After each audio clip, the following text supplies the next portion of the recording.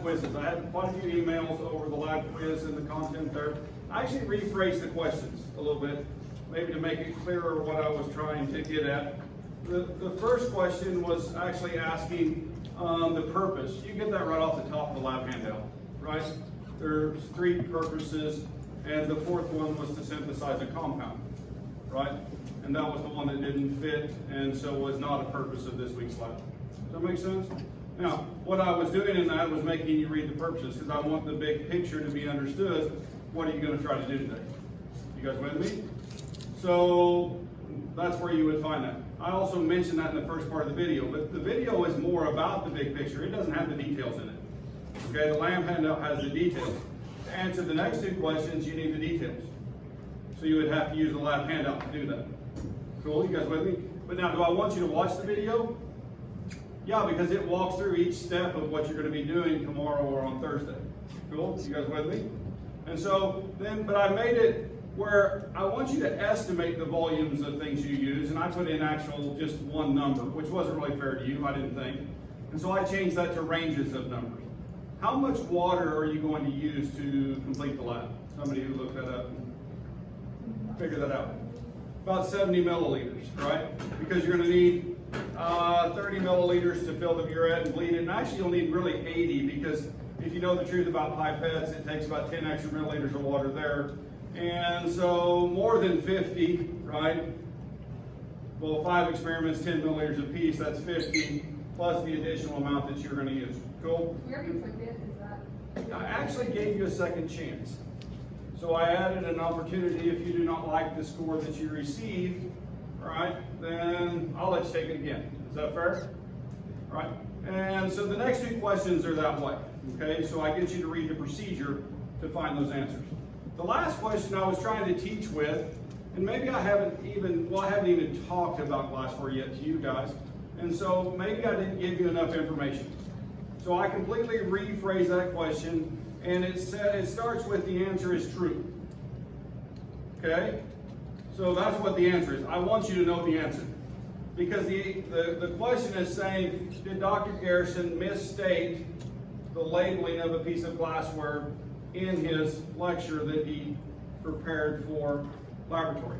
And the answer is I did. I just totally flipped it upside down. Does anybody ever do that? Yeah, and I didn't catch it until I watched it through. I just set it playing in my office, right, and listened through, because it takes forever to listen to a 27-minute video, I know that. And then I was like, oh, and I'd already posted it. So if you've already posted it, to repost it takes about an hour to upload one of those off my phone. I don't know about you guys, but that's a little time consuming, right? And then to prep it and those types of things. So I left it, and I just told you that I made a mistake. And that's what I was trying to do with that question, right? Does that make sense? So does that help clear up anybody who had any confusion on that? Guys, I'll always do that. If you email and ask me, right? I don't care. I'll continue to say this. If I can get you to learn more, right, from my mistakes, then I'll adapt and make changes, okay? Because I don't want it to be unclear. And I know I'm not the perfect lecturer. I know I'm not the perfect writer. I'm not a great secretary. I'll just tell you that right now. I don't do great with that. But I do fairly well with concepts and ideas, and I do have a good grasp of chemistry. Does that make sense? And then in addition to that, well, I'm concerned about your learning, and so I would rather make changes. I'm not an absolute person. There's a lot of gray in the world. I see gray, okay? And so I want to be flexible and functional with you guys, all right, within reason. Now, there's a point where, yeah, that's enough. We've gone over it enough times, okay? But for the most part, we can try a couple different iterations until you guys feel like you're getting it right. And especially since this whole online quizzing and stuff like that is new to me, I'm going to make some mistakes. They're not going to be clear. I figured out actually today how to link the video directly to the quiz. And so now when you open up the assignment, then that link is there on that page to go to the video instead of me saying you need to go to bookmarks. Does that make sense? So that will be nicer for you. But I didn't know how to do that until 10 o'clock this morning, or didn't see that that was really available in the description. Does that make sense? And so once I found that, then I'll make those adaptations. And if you see something that works really well from another class, another professor is doing that, let me know, all right? I'll make those changes, all right? This course is for you, you're paying for it, right? You're trying to build your knowledge so that you can move on to something else. So I'm gonna do my best to help you do that. Cool? You guys with me? All right. So I also expect you to be adults and be responsible about it, okay? So don't forget, you do have under coursework, which I defaulted to coursework this morning too, but you have a couple quizzes if you haven't done them yet, and there's a couple of videos under the bookmarks. I actually posted Friday's lecture if anybody's interested in going back and looking at that again, and I'll continue to do that. I haven't bookmarked it yet from the campus web page, but I will. It literally finished loading as I was walking to class, so and process, so I haven't had a chance to link that, but I will within the next 48 hours. Cool? And then someone, I don't know if it was in this section, asked me this weekend on campus web. I try to do all my campus web on campus. Does that make sense? If it's an emergency on the weekends, I'll do something. But most of the time, I'll answer your homework questions, those types of things without hesitation. But to make changes on campus web will probably happen the first of the week. I'll just make a note of it. Is that okay? All right. You have to cut boundaries somewhere. Cool. Hannah, do you want to get a chair and bring him here, or if you want to, you can go upstairs. I can probably handle it from here. That's one of your lab assistants right there. Everybody say hi. Hi. All right. Learn to recognize them. Are you doing a study session anytime during the week? You don't think so? So you're not one of those kids? Well, she would help you if you really needed it. So just let you know that. And she's pretty bright, so good at math. That girl can do math. So you have those questions, yeah, ask her. Thank you. And we have study session tonight, 6 to 8. We have a study session for you guys Thursday night, or let's see, yeah, Thursday night. Tonight, Wednesday night, and Thursday night for JPM. Right? Now, like I said, if you expand that, that's okay. Go upstairs and meet them. All right? They're good people. And like I said, they can really help you. They'll help you with the quizzes, those types of things. They won't answer them for you. All right? But they're students just like you, and they know how you're suffering. Okay? And so they help to alleviate that. Sometimes with just pep talk, sometimes with showing you how to do something, those types of things. All right. Anything else in housekeeping? I just did housekeeping. You guys with me? So those were all issues that people were interested in, and so I try to cover those at the beginning of class, right? I also remind you that sapling, right? There are assignments on sapling that are due that you can be working on. If you need help, 6 to 8 tonight. They'll help you, okay? So keep that in mind. If you have your own laptop, I would bring that. But they will help you be successful with that. Read chapter 1 if you haven't read it. We're about to finish it, and we'll get really close today. Cool? I brought, oh my gosh, that balloon keeps sinking. Did you guys know that there are some rubbers that are permeable to hydrogen and helium? And when you use those, then the balloons that you make to float do something different. They don't float anymore. So, funny. This is supposed to be less dense than air, but you guys have seen a helium balloon before, right? Yeah. Well, we've been talking about things like density, and before this completely decays,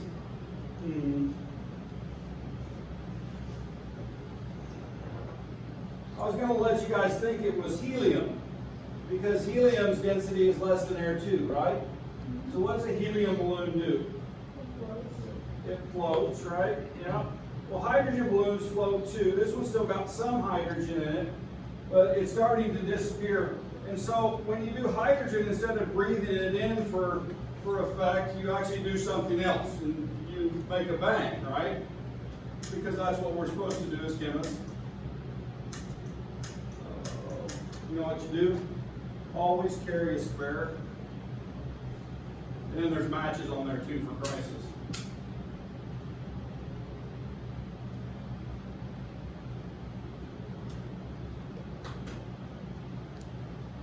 So this is a hydrogen balloon. So what's going to happen?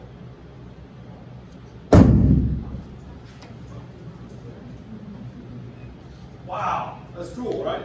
Amazing. Now, the hydrogen balloon should have been more buoyant than the air that it's residing in, right? You guys with me?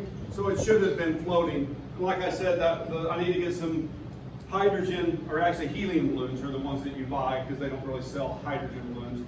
What happens to hydrogen balloons? They blow up, right? So they don't encourage the public to use those. But I'm going to do something with that. I just wanted to blow it up before the hydrogen all left, right? Because it's more dramatic that way. So save that. Law of conservation of mass. I'm going to start my lecture today here.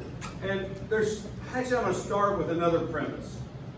Okay? I'm going to start with a faith statement. This is a true faith statement. Number one, I believe the world is real. Okay? Number two, that I can measure it. You guys with me? That's a faith statement. All science is based on a faith statement. Right? Just like Christianity is based on a faith statement. Science is based on the faith that the world is real and that it can be measured. Cool? Now, there's some things that happen in that real world that we're measuring that repeat over and over again. Okay? They're always said to be true. Okay? So in a normal process, chemical reaction, matter can neither be created nor destroyed. You guys with me? I have to use this to measure. Okay, so we're starting to move into that measurement world. And so when I have this as a reality and I know it to be true, then I should be able to mass balance any process. You guys with me? I should be able to mass balance any normal process. Wow, that's cool. That's an amazing thing, right, from a chemist's perspective. Now, we're going to start looking at some of this, matter and how it's measured and those types of things. Well, in fact, properties that we start measuring, okay? Extensive property depends on the specific sample under investigation. Things like mass. So this marker has a mass, right? And you guys realize, does it have a volume also? Yeah, it has a container on the inside of it. It has a volume. And I can measure those, right? Or, what about the balloon? Does a balloon have mass and volume? It does, doesn't it? You guys with me? And so those are things that can be measured, right? But now, there's an interesting use of those two, okay?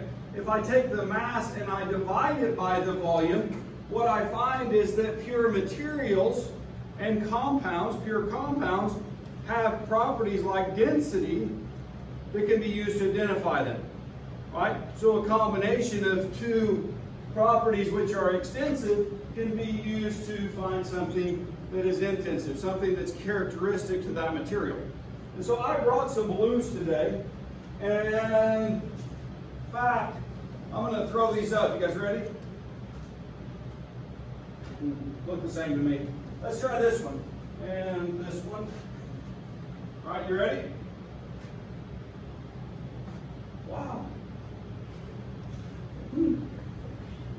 I think some of my sulfur hexafluoride is going away. That's sulfur hexafluoride.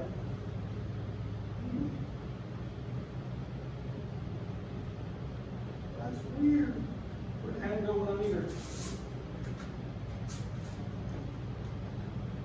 Here, we'll do a different experiment. You guys ready? Yeah, let's try it this way. And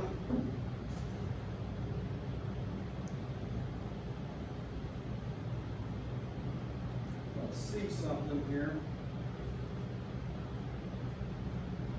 I was right. That is sulfur hexafluoride. Did I lose my air balloon? That's what I must have done.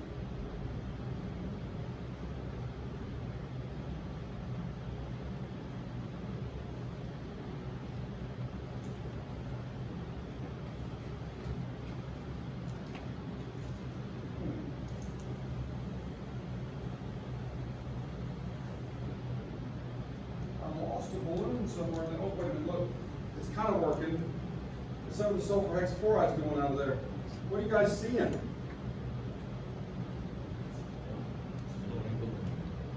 Is that balloon floating? but it didn't float out here, it went right to the ground. Why is that?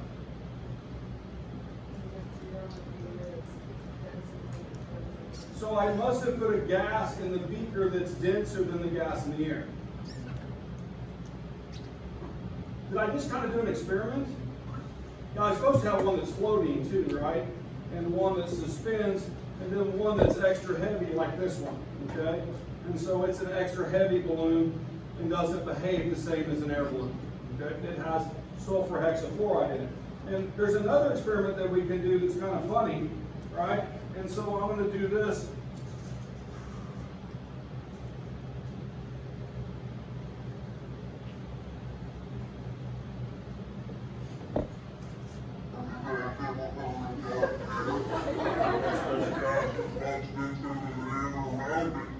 And so when I breathe it out across my vocal cords, and it comes out very much lower. Now, the other thing, you don't want to do that. Because if you do, the gas resides in the bottom of your lungs, it removes some of your alveoli, which would be used to exchange oxygen, and you can suffocate. If I do pass out, standing on my head, so the gas will come out of my lungs. Really? Feet higher, body higher than my head. Now if I start to aspirate, turn it back over, because that's bad. Cool? All right. The density, well, we're talking about this type of property density, and I can use those densities to identify the different gases. One property to do that. Cool? Because I can measure it. Because I can measure mass and I can measure volume. So I can explore the universe and explore matter in these ways. Yeah, it's all about, well, for us in science, it's about making new things and then measuring it to see what we've made. Right. Little demos. One gas denser than another. All right. Physical properties. What are physical properties, right? One that can be observed without changing the identity of the substance. And, well, can we measure a change in temperature? Yeah. So we can measure that physical property, right? We can measure the mass, physical property. We can measure the volume, physical property. Now, I have to be cautious with that, because are there rules involved in measuring things? Oh yeah. So if I'm going to compare the density of two gases, what do I want to make sure is the same? The volume? Well, I actually can use different volumes as long as I can measure the mass. The pressure, the surrounding pressure has to be equal or adjusted, right? What about the temperature? Do gases expand when they get hotter? Yeah, do they contract when they get cooler? So I have to make sure that I have the same temperature or a correction for temperature. Cool, you guys with me? And so there's rules, and so a lot of chemistry is learning not only how to measure, but how to measure appropriately. Okay, so I'm going to try to help you learn how to measure things like temperature, pressure, mass appropriately. This wonderful thing we call buoyancy, so you guys were observing buoyancy, a floating balloon, okay? Well, does that make it hard to mass a gas? Does that make it hard to mass a gas, its buoyancy? Because its density is very close to the same as air, right? That means air is supporting part of the weight. Have you guys ever noticed how if you have something underwater, like a big rock, it's easier to pick up than it is in the air? That's because the density of the water is closer to that, to the density of the rock, and so it supports some of the weight for you. Right? So if I were measuring in water, then the mass of the rock would appear different than it would if it were weighed in an air atmosphere at the same altitude and so on. You guys with me? Well, gases are the same way, so it makes them hard to measure. So what's an easy way to measure a gas? Volume, right? Volume is the easiest way to measure a gas. And so if I then know the density of the gas, then I can very easily convert that to mass, and from there I can convert it to moles, and then from moles I can go through a stoichiometric equation to get to the product. And I can use all of those numbers to do a mass balance. Now, I just did something right there, and many of you probably had enough chemistry to understand me, but for how many people did I start speaking in chemistry? And it went blah, blah, blah, blah, blah, right? Well, what I hope to do is to bring you guys to the same place some of these other people are, that you will be speaking with me on those type of chemistry things, okay? And then that makes organic chemistry possible to understand that and then learn the new stuff that you have there, okay? And so we're trying to build that and strengthen that to let you guys know that. So those are physical properties that can be measured, all right? Temperature or melting or boiling. Now, there's some cool things about this. Dr. Easton uses it in his classes all the time. And start again. The first experiment in organic chemistry is melting points and boiling points. And he teaches you different ways to measure those. That's how important they are. And so he'll also teach you, which I'm starting you on this journey, is that a sharp range for a pure substance is 2 degrees C or less, right? And so when something is very pure, it has a boiling point, right, which is very narrow, right? When it's impure, then that broadens, right? Impure water will actually boil at a temperature range maybe from 99 to, well, usually it pushes it up because it's a colligative property, to maybe even as high as 103, 104, okay? So we can raise the boiling point of water by putting an impurity in it. Cool, you guys with me? And so, but it starts boiling at the lower temperature and then boils through to the higher temperature, okay? And in fact, that would be increasing because that colligative property would be a higher concentration mixture as the water leaves if you'd added a salt to it. So anyway, so broad range for mixtures, and temperature is a property of matter which determines whether the heat energy will transfer or flow from one object to another, okay? Now, heat flows in one direction and it always goes from hot to cold.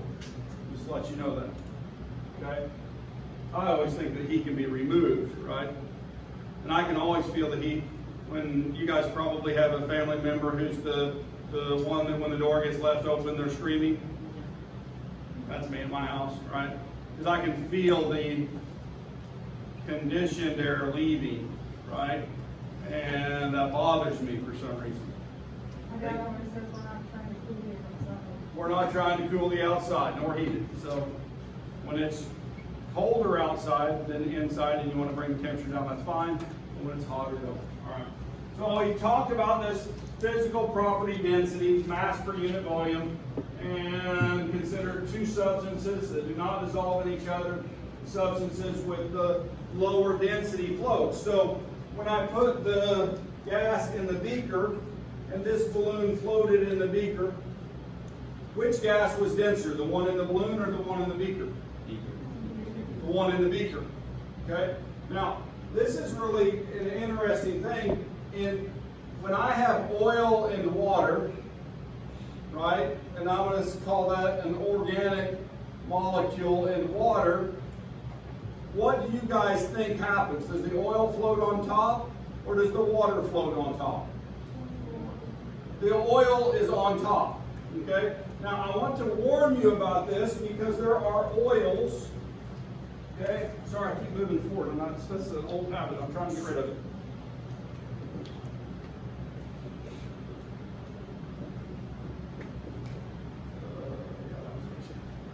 This is a molecule. We use it as an organic solvent. It's fairly polar, and so it's liquid at room temperature.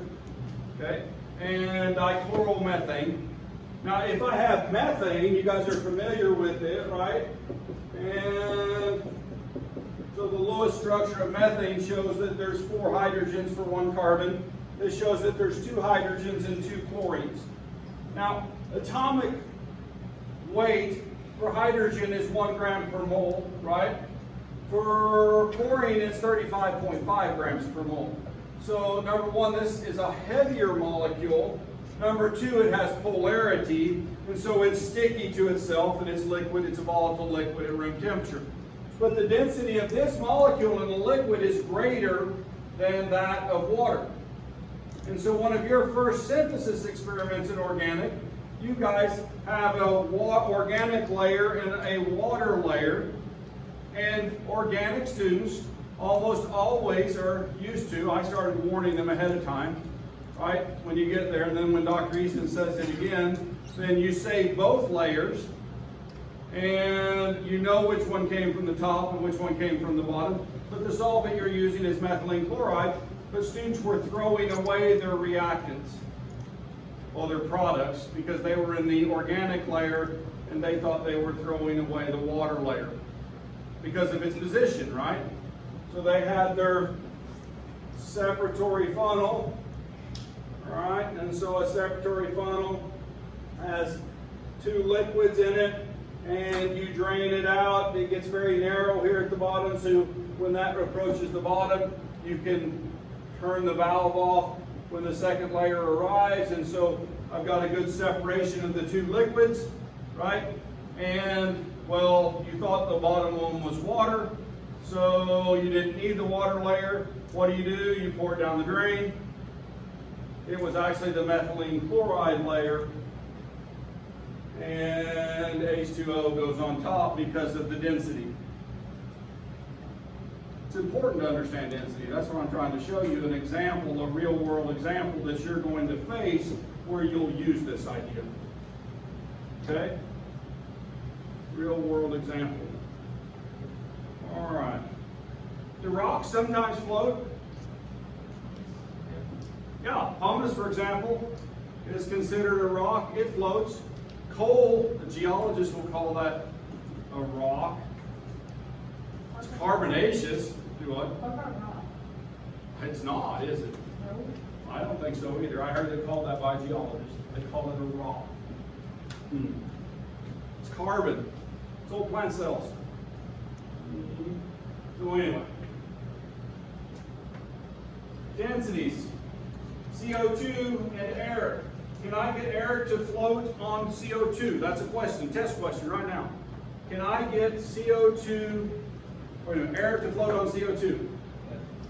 Yes, I can, because air is less dense, just like sulfur hexafluoride. Hope this slide saved. I didn't. I actually made a new slide to go in there. And obviously I didn't get it saved. Auto save on documents. They don't always sync with OneDrive. Drives me crazy. Okay, so hopefully that'll be back in there. But what it showed was the density of sulfur hexafluoride, the density of air, and the density of the hydrogen, to show that those three gases have distinctly different densities. So anyway, all right. So we need to calculate the volume of 25 grams of gold. Can you guys do that? Can you tell me what the volume of 25 grams of gold is? Do it on your paper right now. Okay? I'm going to start doing some very basic math. Dimensional analysis. This is just a common conversion.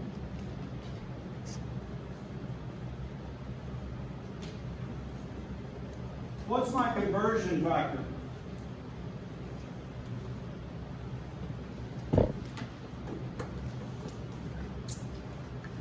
Which number am I going to convert? I want the volume of 25 grams, so I'm going to start with 25 grams. That's the number I'm going to convert, right? All right, so I've got 25 grams. And what's the symbol for gold? AU. What do you want? That's a bad chemistry joke, right? I don't know. Yeah, so, now I have to make a decision, and I'm going to show this in a little bit different way. You may have seen this before, but I have 19.30 grams per milliliter. But you have to remember that this number in this relationship with those units is actually equal to 1. Right? Well, like this. Okay? So at the point where I need to do a conversion, I look at what I'm starting with and what I need to cancel, right? And I rearrange this fraction to do my conversion. Now I have a tendency not to write it like this, right? But if I did, then I would see I needed grams where on the bottom to cancel it, right? And so if I divide both sides by 19.30 grams,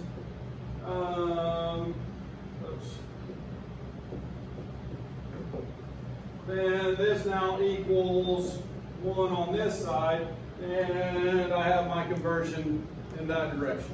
Okay, so I can just rearrange that. Now, that may not be the way a lot of people cross multiply. I don't care how you do it, just make it effective for you. You guys with me? But when I put this into my calculation, 1 milliliter over 19.30 grams, right, then that equals my conversion. Now, I don't bring a calculator to class.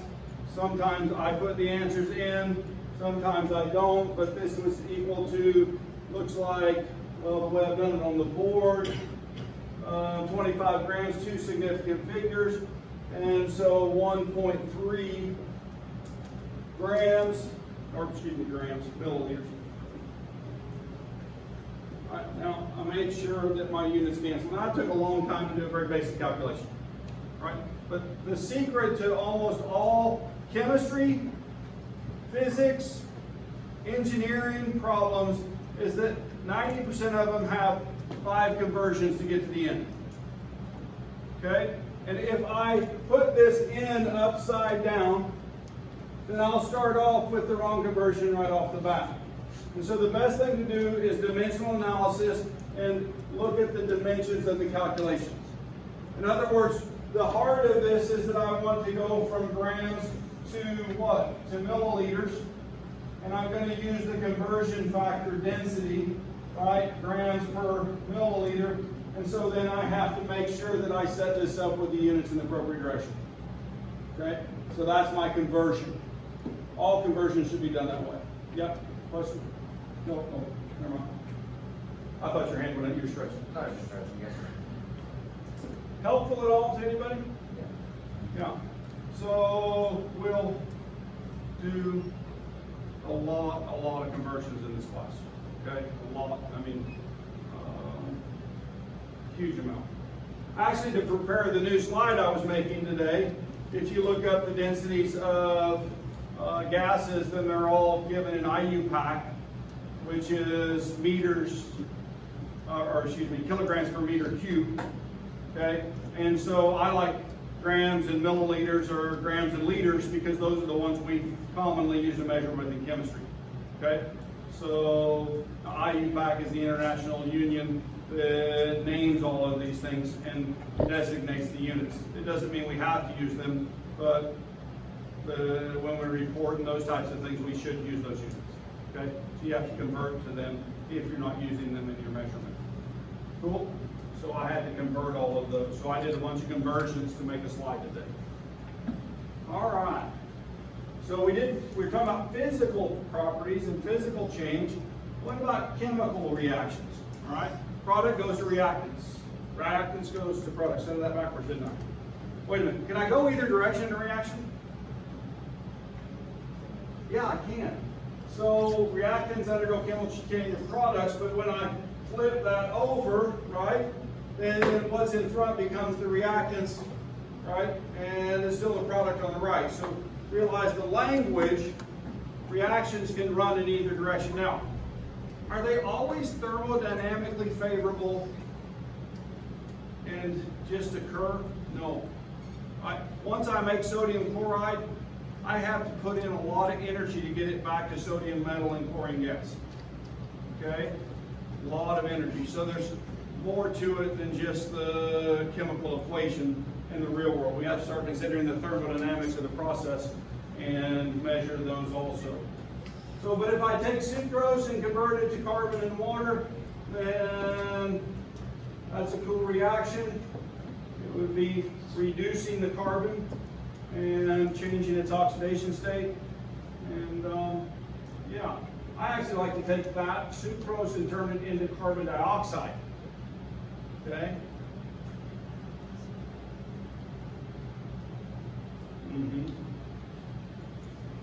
But that means I'm doing what? I'm eating candy. All right, how do we know reactions happen? We get a gas, we get a color change, formation of a precipitate, heat, right? Heat energy, or removal of heat, okay, from around it. We can feel the beaker get colder in an endothermic reaction, right? So those are indicators that things are happening or changing. So evolution of a gas. What's a precipitate? Should I ask that? Everybody know what that is? Solid that forms during a chemical reaction from an aqueous solution. All right. In fact, you guys are going to precipitate some compounds. This is lab 2. This is next week, so I'm a week ahead in terms of lab. And so if I'm looking at this, then Hg, what element is Hg? Mercury. And then I is iodine. And so when I combine those two in an ionic compound, then there's a naming that's appropriate. And so that's mercury iodide, right? And in that combination, it's mercury 2 iodide, because iodide is always charged -1. That's a preview for later, okay?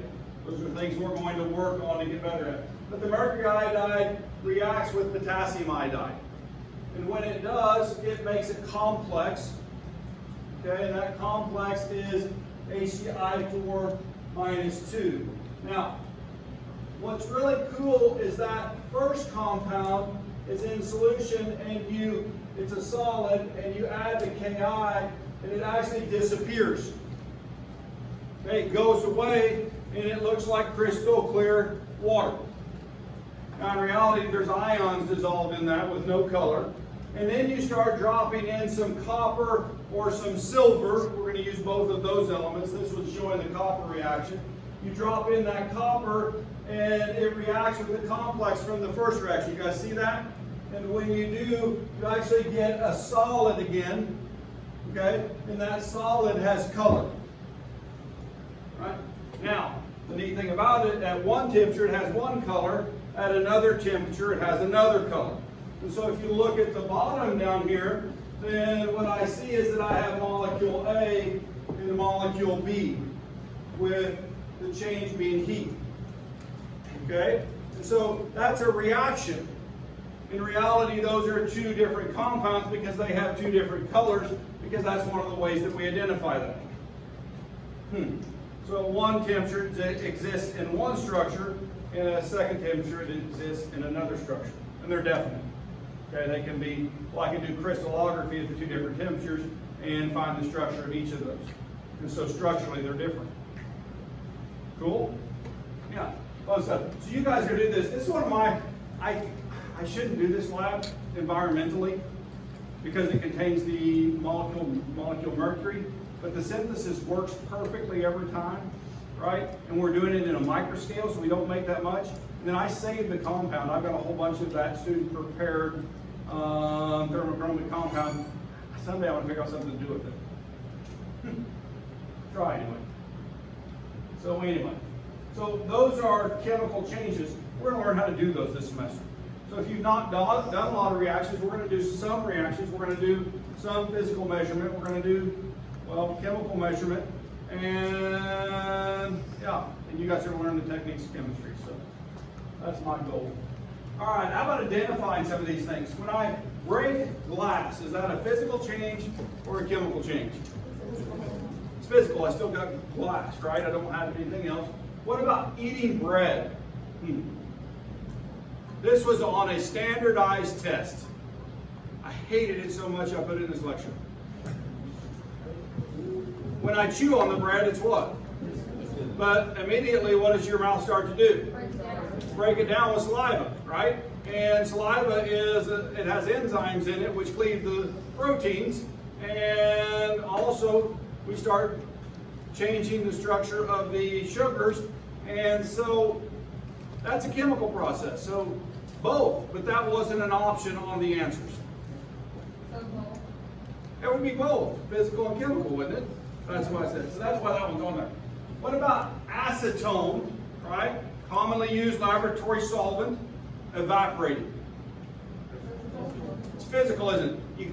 There's sometimes you want to make that chemical because it's a chemical name, right? Yeah, but it's not. It's a physical change. It's evaporating, just like water evaporating. What about trinitrotoluene exploding? Definitely a chemical change, right?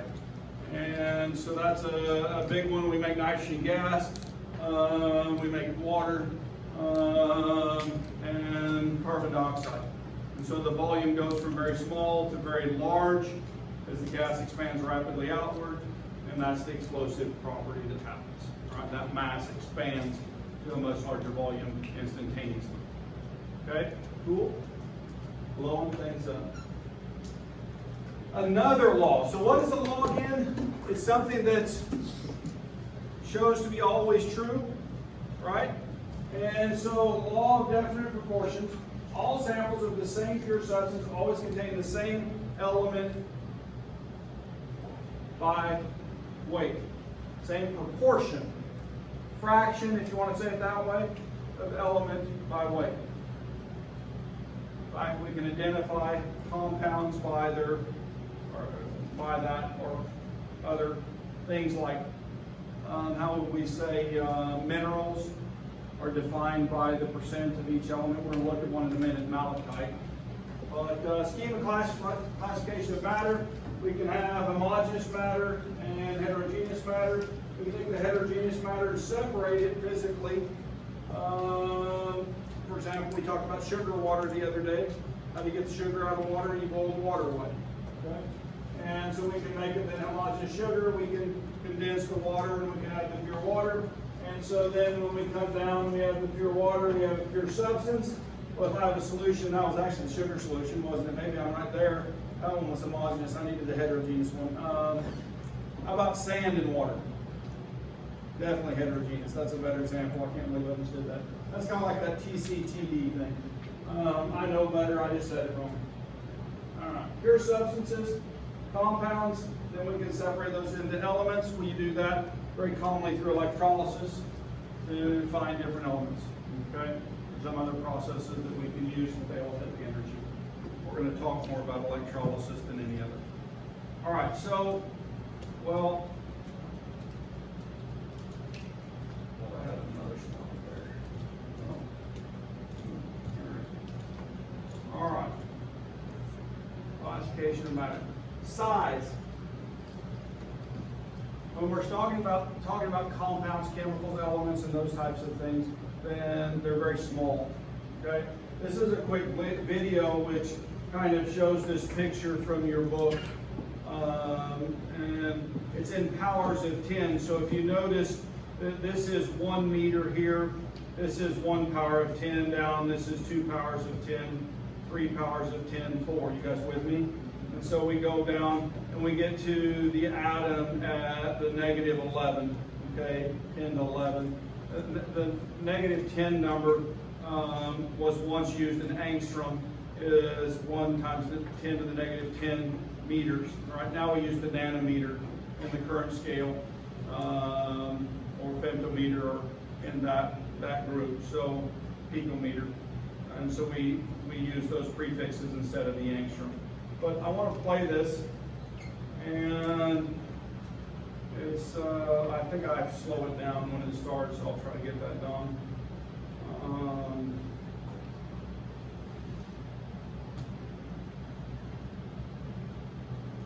that way.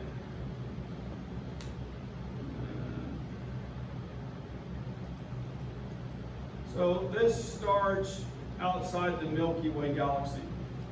Okay, so to give the relative sizes of things, there's some galaxies, you guys see them hanging out. And so we're looking at a picture that's the width of 10 to the 23rd meters. And so as I decrease this, it's going to go down by 1. There's our Milky Way galaxy that surrounds us. And you can start seeing the fingers on the edge of the Milky Way there. So starting to zoom in the stars in the Milky Way. And at 10 to the 19th, we now are still seeing stars. And we see then how many stars there actually are in one galaxy, right? Because they just keep going and keep going. And so we move in a little closer. Now we're starting to see some of the bigger stars, and they're clearly individual. And we're down to 10 to the 16th meter. Now, that's significant because that's 1 light year. Okay? So for light to travel at the speed of light, it takes 1 year to travel this distance. Okay?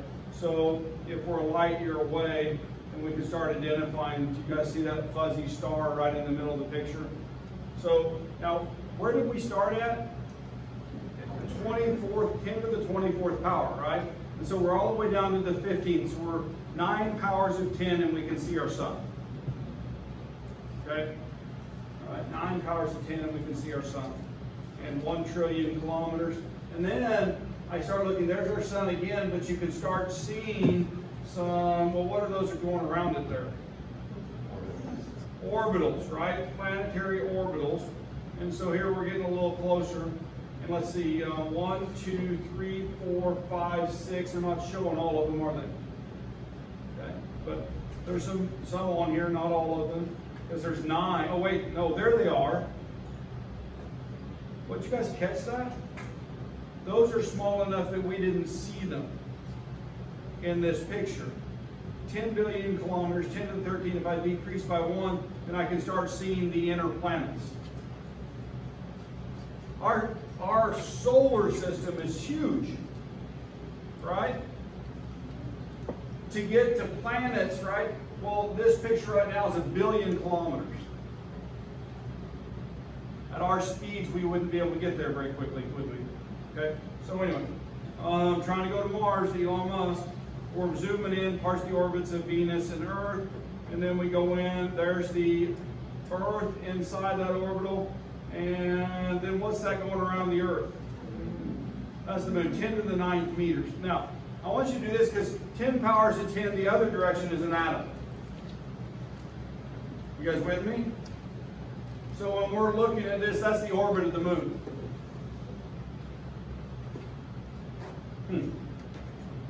Cool, huh?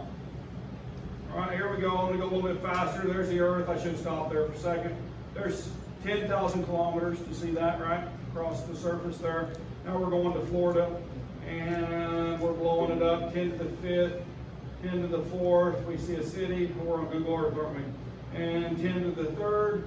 And there's a laboratory right there.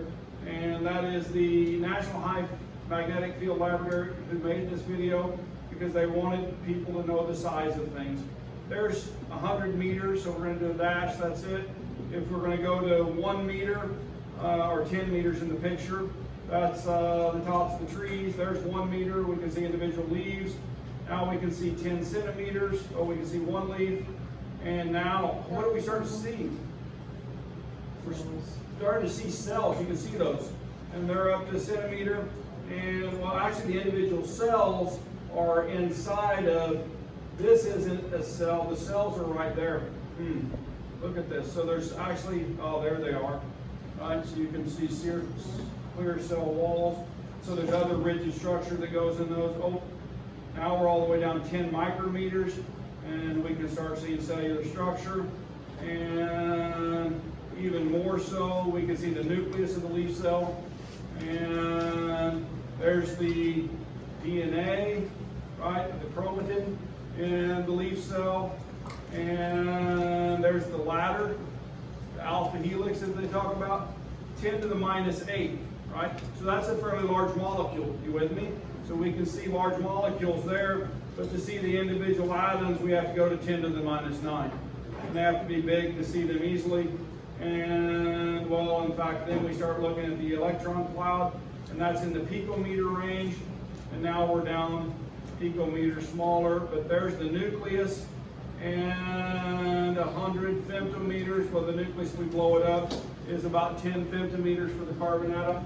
And so if I had a carbon atom that was the nucleus was a ball, the size of a tennis ball, then well, we would reach well beyond the building for where the electrons would reside. It's crazy, the size relationship in power to 10. So I'm going to stop there today. It's just something to think about. I'll get back to the other stuff that I was talking about next time. All right, I'll see half of you in lab tomorrow. We're all going to come at one time. We figured out a seating arrangement, or not seating, but a lab working relationship where you guys can divide appropriately. And so we're going to try to do everybody at once. Cool? All right. So I will see you in lab. We'll just go to the benches and start working. We'll help you get a lab drawer and sign the safety sheet and get you started. Okay? Yeah, yes, ma'am. So, is Adam still part of the- Out of